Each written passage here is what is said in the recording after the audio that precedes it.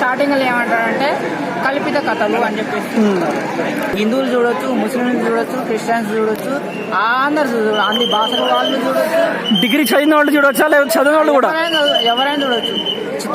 చిన్న పోరగాలు కూడా మొత్తం గడగడ షేక్ షేక్ అట్లా అని చెప్పేసి మనం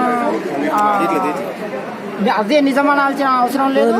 అట్లా అని చెప్పేసి ఒక వీరుని చరిత్రని ఇది తప్పు అని కించపరచాల్సిన అవసరం లేదు.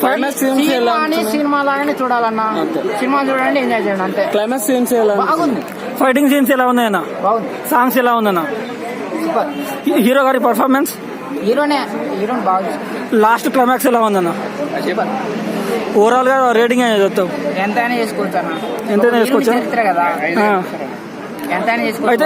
100 ఈ మూవీని ఎవరెవరు చూడొచ్చు అన్న? ఈ మూవీని ఎవరెవరు చూడొచ్చు అన్న, ఎవరైనా తెలుగు వచ్చిన ప్రతి ఒక్కరు చూడొచ్చు.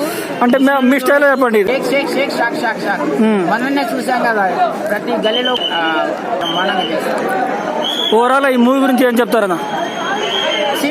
సినిమా లాగానే చూడాలంటే, నేనేం చెప్పను, సినిమాని సినిమా లాగానే చూడాలి. ఓవరాల్ గా రేటింగ్ చెప్పేసి నేను పోతా. 5కి 5 వేసుకోవాలి. Okay right.